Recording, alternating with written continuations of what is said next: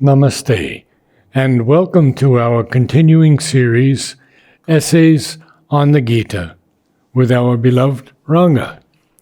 We are now in the Divine Teacher. I have it as page 17, and the paragraph is at the very bottom of the page. Secondly, there is the typical, almost the symbolic significance of the human Krishna. We review a little of the past. Shall we review a little bit of the past? Or yes, I'll say that. In the previous para, he has spoken about the divine Krishna. So, the avatar. And he has told us what the avatar is. Okay. So, now in this paragraph that we are going to read today, it is a human Krishna that it deals with. Okay. Because he was a historical figure. So, the human avatar, he has told you that it is a concept which is absolutely a logical consequence of the Advaita philosophy. The Advaita philosophy says that there is only one ultimate reality, and not like many other religions say, there is an upper reality and a lower reality which are independent of each other. There are so many, all the negative things that you can think of are not created by the divine. The perversity, the cruelty, the falsehood is not created by the divine. The divine is pure and perfect, and he is only up there. All this is created by some other force. This is also it's called also the Manichaean theory. Mani was a philosopher 300 BC in Iran. Previous Persia. What was Persia? Incidentally, Persia is not an Arab country. Iran is not an Arab country. It's an Aryan race. Okay? And now what you see in Iran going on is they wanting to return back to their original culture and not the hijab controversies going on there. So it's interesting. And India has had a lot of connection with Persia. Even our languages, we have borrowed many words from there. Okay. So the Persians, poets? Yes. The Sufis? Right. Yes, the Sufis. So there's a lot of connection. Okay. So the avatarhood, the concept of avatarhood is that the highest and the lowest are all connected. The light itself becomes darkness here, but darkness is just one form of light. So in other words, whatever you see in the physical world here, however limited, however crude, however false, it is really the divine taking this form here, which you are not able to understand because of your limited understanding. So that's it. So, in other words, the divine can come down here also and help mankind. That's the concept of the avatarhood. The avatar is the divine himself coming down into a human body, but with a divine consciousness. And who is an avatar? An avatar is a human being who is fully conscious of his divinity. And sometimes it can be, as in the case of, we discussed last time, the case of Chaitanya Mahaprabhu, he was sometimes a partial avatar. He behaved like an avatar, blessing people, granting their boons. And at other times, he would be the aspiring sadhak, which is not the avatarhood. So Srivamda mentions that half avatar, a partial avatar. So this is the avatarhood. So now we come to Sri Krishna as the human Krishna. I am reading the whole para, then we'll come back to it. Secondly, there is the typical, almost symbolic significance of the human Krishna who stands behind the great action of the Mahabharata, not as its hero, but as its secret center and hidden guide. That action is the action of the whole world of men and nations, some of whom have come as helpers of an effort and result by which they do not personally profit, and to these he is a leader, some as its opponents, and to them he is also an opponent, the baffler of their designs and their slayer, and he seems even to some of them an instigator of all evil and destroyer of their old order and familiar world and secure conventions of virtue and good. Some are representatives of that which has to be fulfilled, and to them he is counselor, helper, friend. Where the action pursues its natural course, or the doers of the work have to suffer at the hands of its enemies and undergo the ordeals which prepare them for mastery, the avatar is unseen or appears only for occasional comfort and aid. But at every crisis, his hand is felt, yet in such a way that all imagine themselves to be the protagonists, and even Arjuna, his nearest friend and chief instrument, does not perceive that he is an instrument and has to confess at last that all the while he did not really know his divine friend.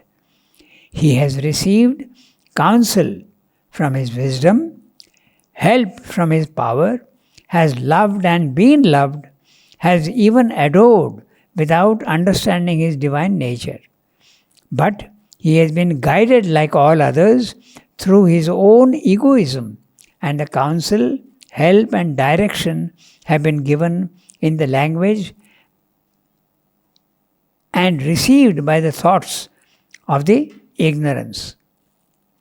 Until the moment when all has been pushed to the terrible issue of the struggle on the field of Kurukshetra, and the avatar stands at last, still not as a fighter, but as a charioteer in the battle car which carries the destiny of the fight. He has not revealed himself even to those whom he has chosen. So, it's very interesting, and there is a lot of references to. Some of the references I may know, but some I may not. So we'll discuss that. Maybe Gita will know or Smita will know. So let's go back sentence by sentence. Secondly, firstly, he has discussed the human avatar, the avatarhood.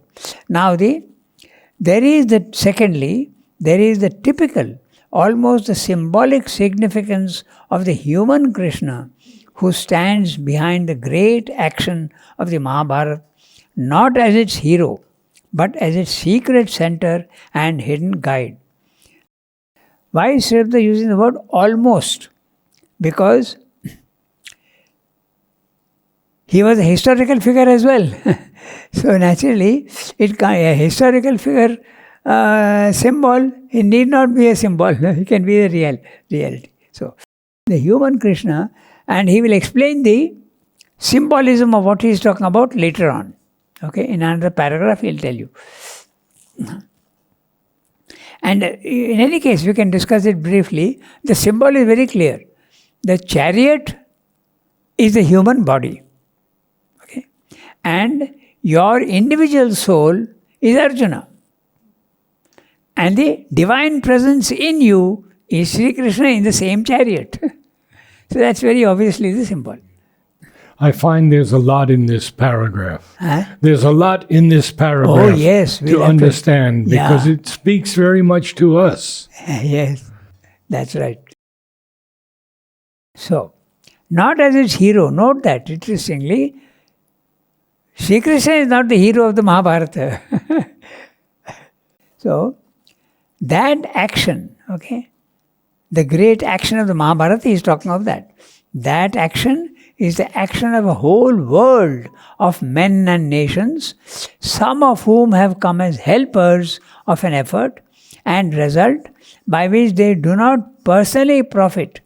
And to these he is a leader, some as its opponents, and to them he also is an opponent, a baffler of their designs and their slayer, And he seems even to some of them an instigator of all evil and destroyer of their old order and familiar world and secure conventions of virtue and good.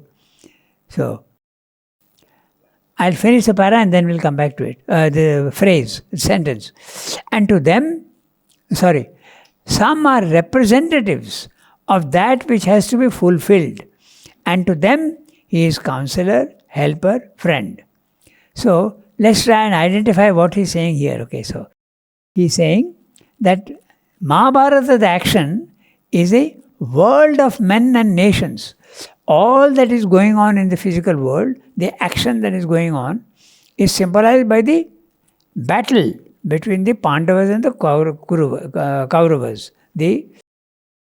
There is evil and there is good in the world, and it's an evolution that is slowly taking place. So that's the symbol that he's talking about. Okay, so some of whom have come as helpers of an effort. So it was not limited only to the Kauravas and the Pandavas. The Kauravas are represented 100 of them. That's also interesting symbol. Why 100? And the Pandavas are only 5. Okay, so the 100 represents an illimitable number. Evil seems to be rampant in the world. That's the symbol. That's why 100.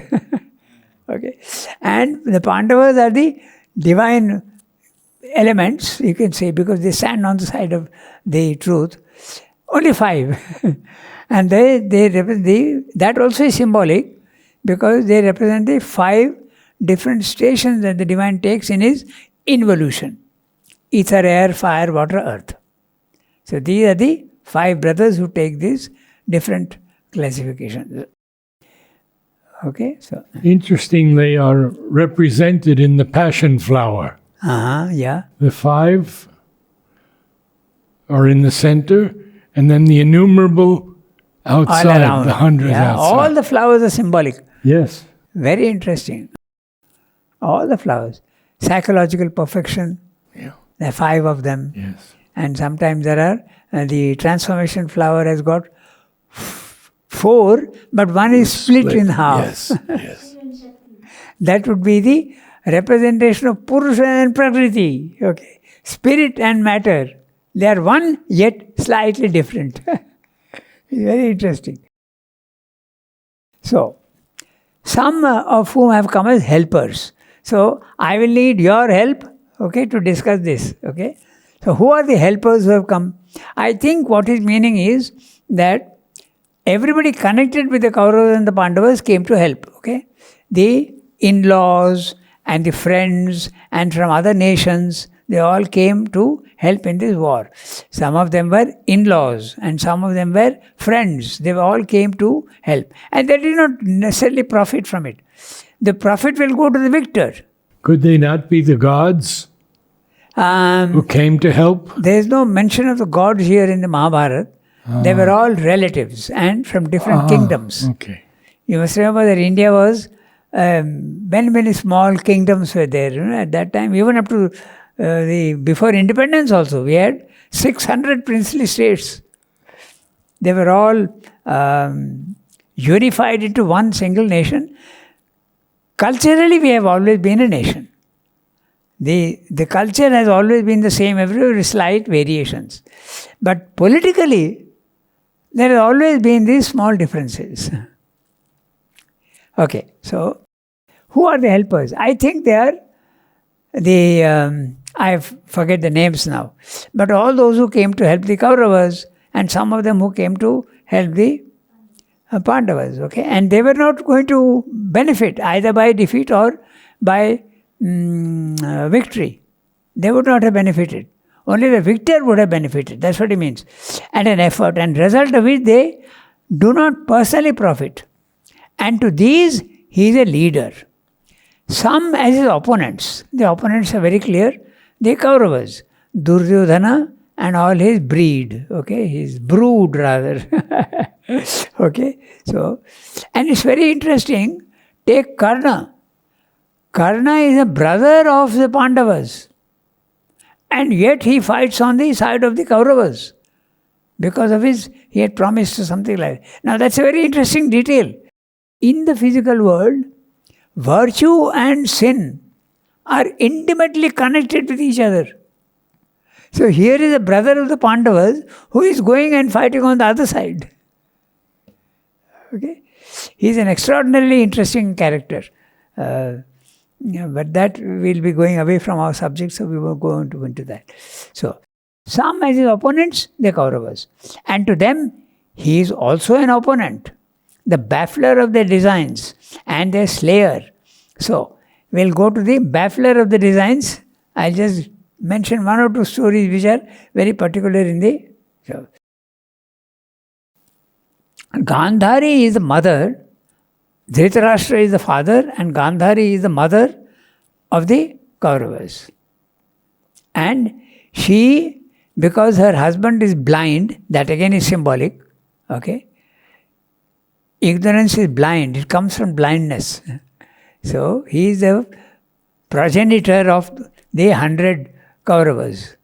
And his wife, because of her faithfulness to the husband, she also makes herself blind and puts covers her eyes. Okay? But she is also a powerful person. So she wants to give immunity from death or injury to her son Duryodhan. And she tells him, come to me, but come naked. Because if you hold back and don't give yourself fully to the divine, you're making yourself vulnerable. So she tells him, come to me naked. This is also very clearly a symbol. Open yourself fully to me. I'll give you another instance also where nakedness is a very great symbol. Okay, but I'm going to discuss the baffler. Okay, Krishna is baffling them. So he goes to Duryodhana and tells him, you're going to go to your mother without clothes on? Don't do that. How can you do that? That's not possible. You cover at least your loins, you cover the private parts and then go to your mother. And when Gandhari opens her, what do you call it? Bandana. Yeah, bandana or whatever. She sees that Krishna has played a trick. Okay? He has made him vulnerable in the lower part of the body, and that's where he is killed afterwards. So, you have made yourself vulnerable by not opening yourself to the divine.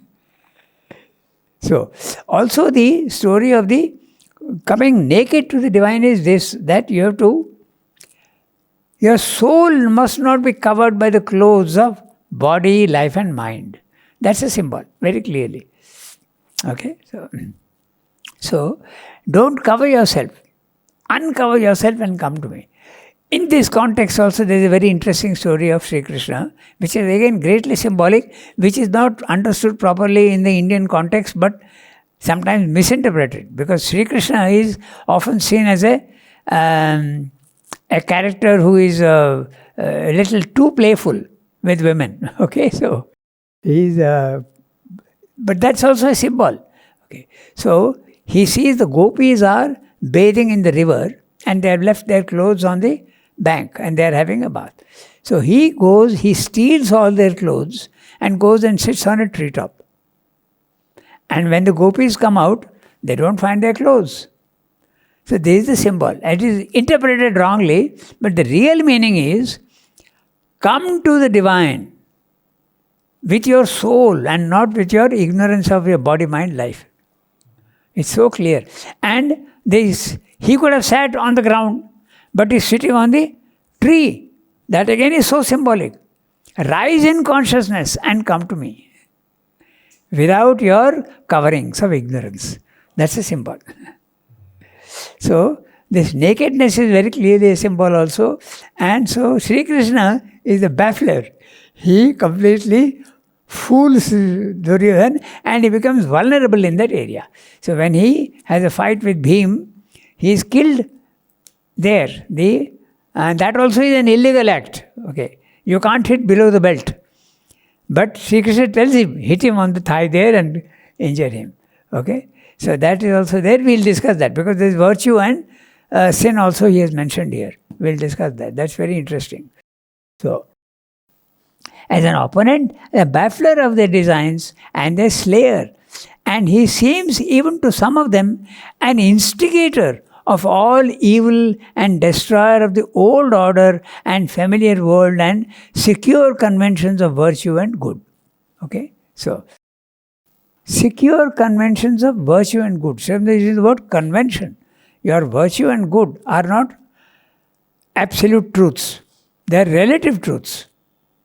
Okay? So, they are mixed. And so, he does this sort of thing often, and in Ramayana also there is a place where Rama kills Vali by hiding behind a tree. You can't do that in warfare. You have to openly come out and do it. So this was considered an immoral act. But the question is whether morality is a factor in the divine consciousness. That's the whole question being discussed. Morality is not a fact at the spiritual level because they are dualities which belong to the human level, level 1. Level 2 of the spiritual planes of consciousness, you have gone beyond good and evil. But he is called a destroyer of their old order. That's right. The old order is the one where morality is valid for you. But when you go to the higher level of consciousness, it is not valid. So, the divine can very well do seemingly immoral acts. Now, that's very interesting because if you see even what happened in the ashram, okay, mother is advising Indira Gandhi during the Bangladesh war, carry the war on the Western Front. Now, it will be interpreted as you are an aggressor. To the rest of the world, we will be a sinner. But spiritually, that's the right thing to do. Okay? So it's very interesting detail. But she didn't do it. She didn't do it. And mother was not very happy about that. But she did it because of prudence in the physical world. If she had done that, the relation with many others would have gone really sour. And she didn't want that. But what she did was good enough in Bangladesh. Yes, Yeah. Yes. But even there, she delayed the recognition of Bangladesh. Mother was saying, recognize Bangladesh immediately, do it immediately. But she delayed it a little bit. And after India recognized, it was internationally recognized that it's a different nation. Okay, so see, baffler, okay? And he seems to even some the instigator of evil and destroyer of their old order and familiar world and secure conventions of virtue and good. Virtue and good belong to the human level. They do not belong to the divine level. And they are conventions. Yeah, they are mere conventions. But they are valid at our level. We should not say that they are not valid. They are very valid. Okay? There should be no confusion about that. Some are representatives of that which has to be fulfilled. So, the reign of good and the right has to be established, and they are the Pandavas. So, it has to be fulfilled. Okay? Some are representative of that which has to be fulfilled, and to them he is a counselor, helper and friend. Obviously, he is referring to the Pandavas. Could it also be other beings of the world? Yes, that's why he's saying it's a symbolic. No? I think so, yes. It's a symbol. Yes. Because, as I told you, just the Mahabharata, the Kurukshetra war is representative of the world action, he's saying. Yes. Okay? Action of the whole world of men and nations. So it's not only between these two. Everybody is involved. So then he goes on to say, where the action pursues its natural course or the doers of the work have to suffer at the hands of its enemies and undergo the ordeals which prepare them for mastery, the avatar is unseen or appears only for occasional comfort and aid. but at every crisis, his hand is felt. Yet in such a way that all imagine themselves to be the protagonists, and even Arjuna, his nearest friend and chief instrument, does not perceive that he is an instrument and has to confess at last that all the while he did not really know his divine friend. So, Srivda is saying that sometimes mankind has to undergo ordeals, but that ordeal seems to be as the divine is not present, but he is there in the background helping you. You have to go through that difficulty because you have to get rid of your difficulties. So, ordeals are very, very natural for one who is trying to go to a higher level of consciousness. You will face ordeals. But as he says in the synthesis, the ordeals will be very much reduced in your own way of looking at things if the psychic is there and forward. If the psychic comes forward, the ordeal can be much less intense. Okay? So, he's saying he is always there. Now he's saying again, but at every crisis, his hand is felt. Now that's interesting because I think he refers specifically, I can give an example of Draupadi. When the Pandavas lose their game of gambling, okay, the first thing they ask is for Draupadi, not the kingdom and all, but finally also Draupadi. Okay, Draupadi is the wife of the Pandavas. And one of them, I think Duryodhan, starts disrobing her. Oh, Dusasan, okay, right. So, he starts disrobing her. And she is absolutely, she doesn't know what to do. Okay? Then she calls for Krishna. And Krishna ensures that the sari is endless. He goes on pulling, but it never can disrobe her. So, at every crisis he comes into the picture. I have a question on the doers of the work that have to suffer. Yes. The doers of the work are the aspirants. The aspirants also, but also the avatar also has to suffer. Na? In Savitri very clearly he says, the one who comes to save mankind himself has to suffer all the troubles. Yes. God's labor. Yes. God's labor.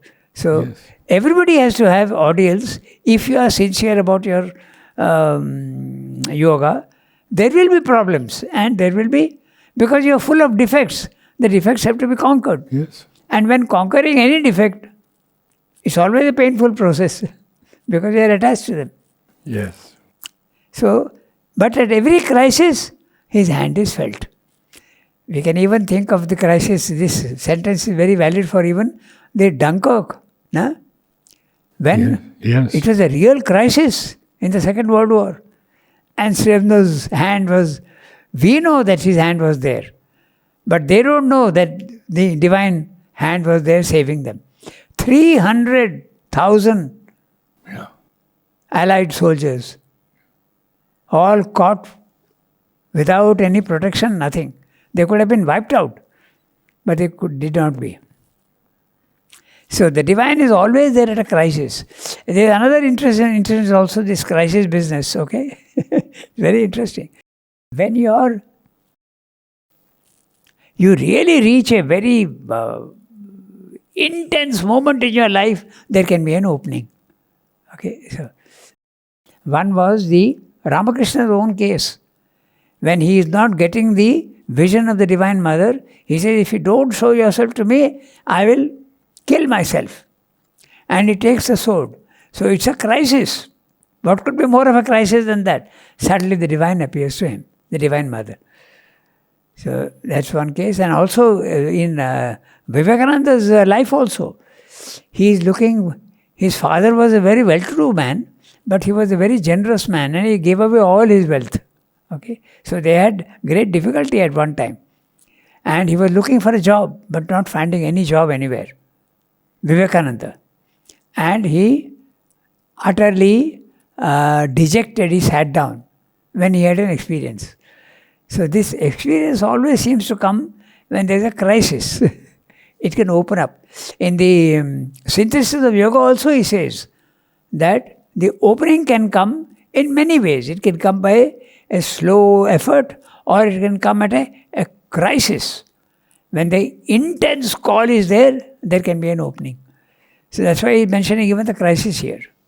Okay? So, undergo the audience, and every crisis his hand is felt, yet in such a way that all imagine themselves to be the protagonists. And even Arjuna, his nearest friend and chief instrument, does not perceive that he is an instrument and has to confess at last that all the while he did not really know his divine friend. We can even give the example of the ashram in Mother. Mother used to deal with everybody in such a way that they thought that they were the favorites of Mother. That's what he's saying here. See? He's saying, yet in such a way that all imagine themselves to be the protagonists. That they are the main characters. So, Satprem thought that he was the closest to Mother. He has even said that. But we know that she was even closer to Pranabdha physically. And spiritually she was very close to Nolida. Okay? So like that there are so many interesting cases. And Sri Aurobindo had to write about this. Don't think that you are special because you're close to Mother. That's right. Okay? So, it was so that everybody thinks the divine acts in such a way that everybody feels that you are the favorite of the divine. Then, there is a very interesting reference here that finally, even Arjuna, his nearest friend and chief instrument, does not perceive that he is an instrument and has to confess at last that all the while he did not really know his divine friend. This refers to chapter 11, verse 31, where he says, I used to think yourself to be my friend. And now I realize, because when he has the vision of Sri Krishna as the destroyer, okay, he realizes that he is the divine. And then he says, I'm sorry, I bow down to you 1,000 times, he says. And you will excuse me because I thought you were a friend. And I may have, out of negligence or out of too much of love for you, I may have spoken a few words which may not have been appropriate. So, please excuse me for that. And you have to take me as exactly what I am. And I bow down to you 1,000 times. Sahasra kritva, they say, it's 1,000 times I bow down to you. So he ultimately realizes that he is a divine. But when he is, even in the chariot, he doesn't know that he is divine. Okay, so. And there is another interesting thing here we say, but he has been guided like all the others through his own egoism, and the counsel, help and direction have been given in the language and received by the thoughts of the ignorance. So, Sri Krishna is giving him guidance, but through words, through language. But it is being received by him through his nature, which is ignorant. So, he is understanding it to a certain extent. Very interesting what the sentence is. He says, help and direction have been given in the language and received by the thoughts of the ignorance. So, what the divine is giving you, you don't realize fully. You are realizing only through your own imperfection, but something comes through. Okay? So that beautiful line, the divine guides, but he does not goad. Yes. He only suggests. Yeah. So, he has received counsel from his wisdom, help from his power, has loved and been loved, has even adored without understanding his divine nature. But he has been guided like all others through his own egoism and counsel.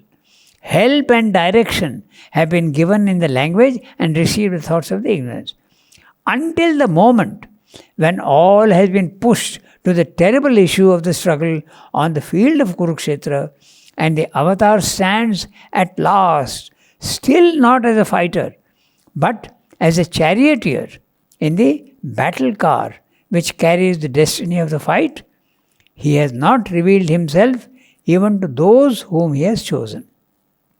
So, finally, in the 11th chapter, he does show himself. He shows his divine aspect.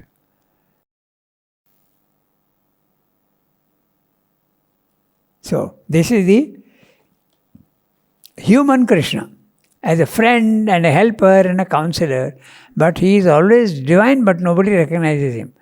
He says that in the Gita also is very clear that the human being does not recognize the divine in a human body.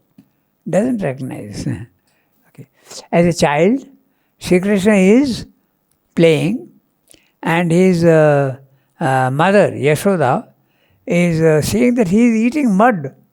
And she says, "What are you doing? Open your mouth. I want to take what you are eating." And he opens his mouth and she sees the whole universe in his mouth. So that's a cosmic consciousness, a symbol of the cosmic consciousness.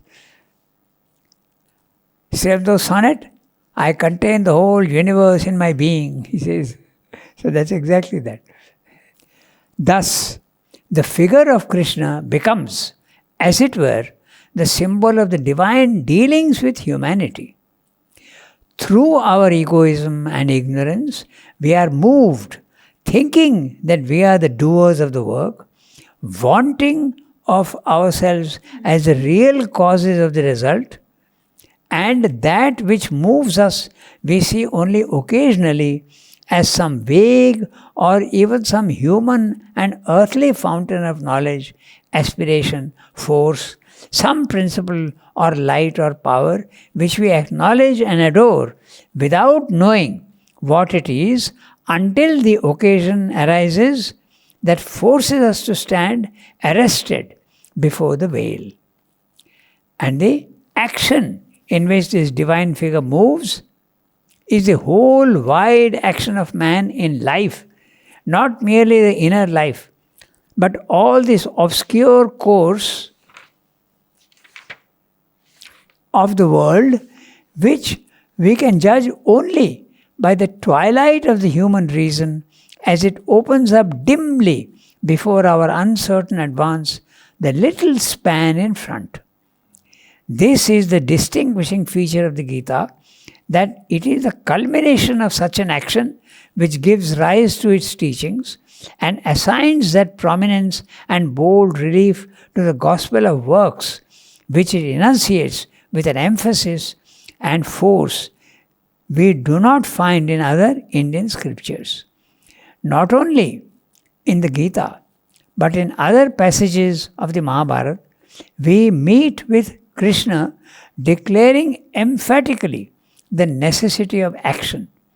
But it is here that he reveals its secret and the divinity behind our works. So, in this paragraph he is telling you that the Karma Yoga has not been spoken of as clearly and as masterfully as in the Gita. Karma Yoga. Because the Jnana Yoga and many others are saying, don't do any work in the physical world, it will bind you. Work is going to give you desire and attachment in the physical world. Get rid of action. Do only that which is necessary. So here is the opposite. The Karma Yoga, do works. So how to avoid that attachment and desire? By offering that work to the divine as a sacrifice, as a yajna. So, do it for the Lord and not for yourself. That's the Karma Yoga, the essence of Karma Yoga. And how do you do that? When you are not interested in the result and you are doing it for the Lord, it's not for your own personal benefit that you are doing. So that's the essence of Karma Yoga. Do the action for the Lord, not for yourself. Giving up the desire for the fruits of the action. Or even I meet with some people who say, this work is so boring. All work done for the divine, he says, is equally divine. Yes. And if you do it in that way, nothing can be boring. Exactly. Everything can be of interest. Thus, the figure of Krishna becomes, as it were, the symbol of the divine dealings with humanity. This is an interesting thing. Because when the divine is creating the universe and the universe is creating the individual, it is not that he tells the universe to do what it wants, I am not responsible for you, nor does he tell the individual, do as you want, but he himself comes down into the universe and into the individual and guides. So this is like a parent, a responsible parent who produces a child but does not abandon the child. He comes down and guides him through life and supports him. That's the thing. Divine dealings with humanity. The divine is not creating and saying, you are independent, do what you want. Okay. Through our egoism and ignorance, we are moved, thinking that we are the doers of the work. That's the ego. When you are doing something, you feel that you are doing, actually you are not doing. You see, that's what you realize when you go to the spiritual plane of consciousness. You realize that you are not doing anything. It is universal nature which is doing. This is one of the big realizations, that you are not the doer of work. You are being made to do the work. It's actually the universe which is acting, Prakriti which is acting in you. You are only the watcher. Your soul is the watcher. So all the idea that I am doing this, I am reading this, all wrong. Okay? The next word is interesting to me. Yeah. Vaunting of ourselves. That's right. Boasting and wanting. Wanting is boasting. Yes. You think that you are doing everything. You are doing nothing at all. So, that we are the doers of the work, wanting of ourselves as the real causes of the result, and that which moves us, we see only occasionally. Sometimes you may feel a divine presence. Just like Churchill did. Okay? Churchill was an instrument for Sri Aurobindo. But he sometimes felt that there is a power behind him, and that's why he was so sure of victory. So, he says that he declared in Parliament that I can feel a guidance from behind. So that's what I'm saying. Occasionally, you may feel, okay, as some vague or even some human and earthly fountain of knowledge. Sometimes you may feel that suddenly a friend has come and is doing what you need to do. So that's the divine helping you. Or earthly fountain, human and earthly fountain. Not something supernatural, but very, very natural. Okay, fountain of knowledge, aspiration, force, some principle of light or power, which we acknowledge and adore without knowing what it is, until the occasion arises that forces us to stand arrested before the veil. When that happens, the veil is opened and you realize that the divine has been guiding you. So. And the action in which this divine figure moves is a whole wide action of man in life. Not merely the inner life, but all this obscure course of the world, which we can judge only by the twilight of our human reason. The human reason is not it's a semi-light, it's a twilight, a mixture of darkness and light. Okay, so, and it opens up dimly before our uncertain advance. The uncertain advance is your slow progress, your evolution, individual evolution. The little span in front. Sometimes you can say a little bit in front, that's all. That's what he's saying. This is the distinguishing feature of the Gita, that it is a culmination of such an action which gives rise to its teaching and assigns that prominence and bold relief to the gospel of works, which it enunciates with an emphasis and force we do not find in other Indian scriptures. The chapter 3 is entirely Karma Yoga, the third chapter. Not here in the book, but in the Gita. How to do the Karma Yoga. Okay?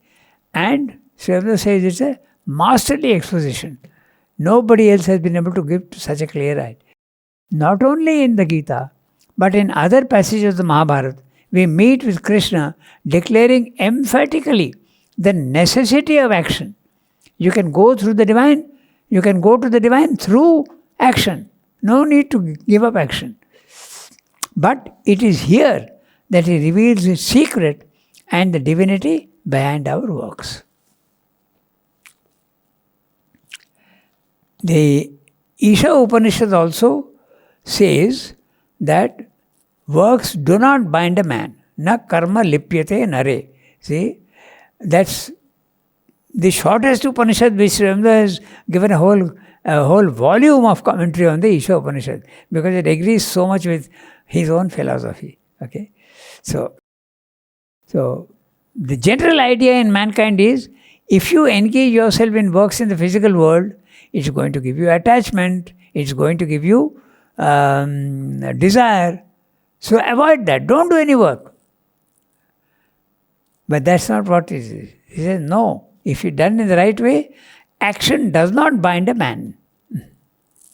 Work is the body's best prayer to the divine, Yes. Mother says. The symbolic companionship of Arjuna and Krishna, the human and the divine soul, is expressed elsewhere in Indian thought in the heavenward journey of Indra and Kutsa, seated in one chariot, in the figure of the two birds upon one tree in the Upanishad, in the twin figures of Nara and Narayana, the seers who do tapasya together for the knowledge. But in all three, it is the idea of the divine knowledge in which, as the Gita says, all action culminates that is in view. Here, it is instead the action which leads to that knowledge and in which the divine knower figures himself. Arjuna and Krishna, this human and this divine, stand together not as seers in the peaceful hermitage of meditation, but as fighter and holder of the reins in the clamorous field, in the midst of the hurtling shafts, in the chariot of battle. Okay? The teacher of the Gita is therefore not only the God in man who unveils himself in the world of knowledge, but the God in man who moves our whole world of action, by and for whom all our humanity exists and struggles and labors, towards whom all human life travels and progresses. He is the secret master of works and sacrifice and the friend of all human peoples. We don't have time today, but he is referring to the Arjuna and the Indra and Kutsa. So we'll refer to that, what it is, next time. And the two birds of the Upanishads. Okay? So this we will briefly touch upon next time. What is this figure and what it represents in the Upanishad. And then we'll go on to chapter 3, the human disciple. Thank you, Ranga. Namaste. Thank you for attending. Remember now, Saturday, we have the synthesis of yoga with Ranga.